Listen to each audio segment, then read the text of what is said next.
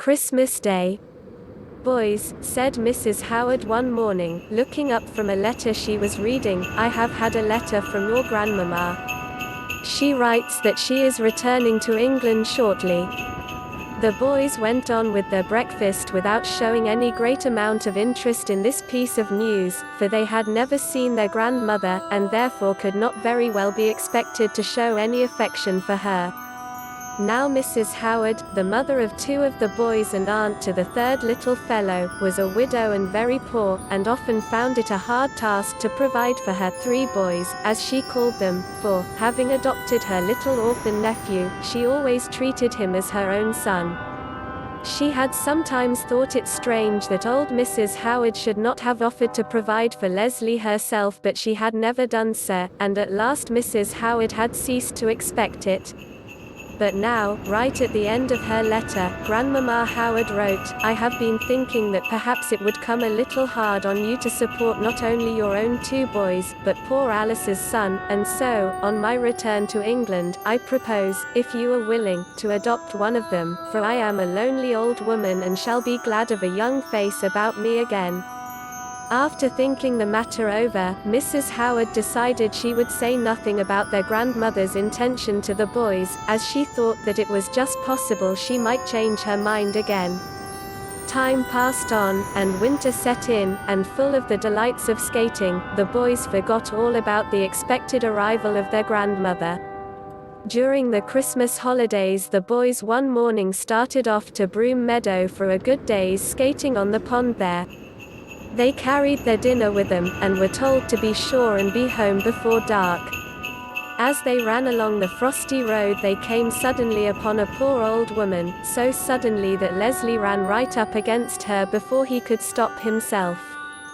The old woman grumbled about lazy, selfish boys, only thinking of their own pleasure, and not caring what happened to a poor old woman. But Leslie stopped at once and apologized, in his polite little way, for his carelessness. I am sorry, he said.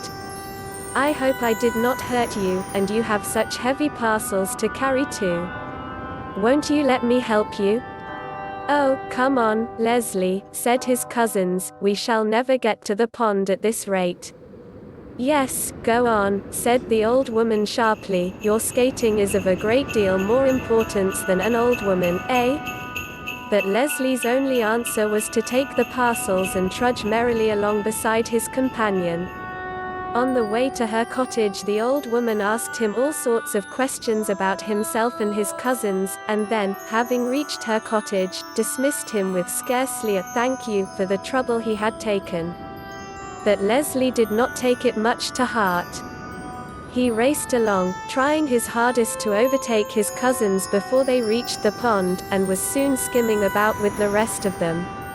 Squire Lehome, in whose grounds the boys were skating, afterwards came down to the pond to watch the fun, and, being a kind-hearted old gentleman, offered to give a prize of a new pair of skates to the boy who should win the greatest number of races.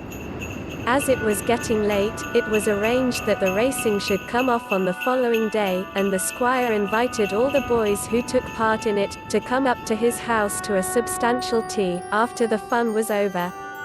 How delighted Leslie was, for he was a first-rate skater, and he did so want a new pair of skates. But the squire's skates were not to be won by him, for on the following day, as he and his cousins were on their way to the pond, they came across the queer old woman whom they had met on the previous day. She was sitting on the ground, and seemed to be in great pain.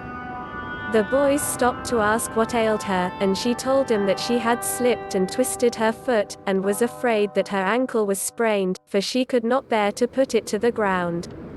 You mustn't sit here in the cold, said Leslie, come, try and get up, and I will help you home. Oh! Leslie, cried both his cousins, don't go. You will be late for the races, and lose your chance of the prize. Poor Leslie! He turned first red, then white, and then said, in a husky tone of voice, never mind, you go on without me. You're a good laddie, said the old woman. Will you be very sorry to miss the fun? Leslie muttered something about not minding much, and then the brave little fellow set himself to help the poor old woman home, as gently and tenderly as he could. She would not let him come in with her, but told him to run off as quickly as he could, and perhaps after all, he would not be too late for the skating. But Leslie could not bear to leave her alone and in pain, so he decided to run home and fetch his aunt.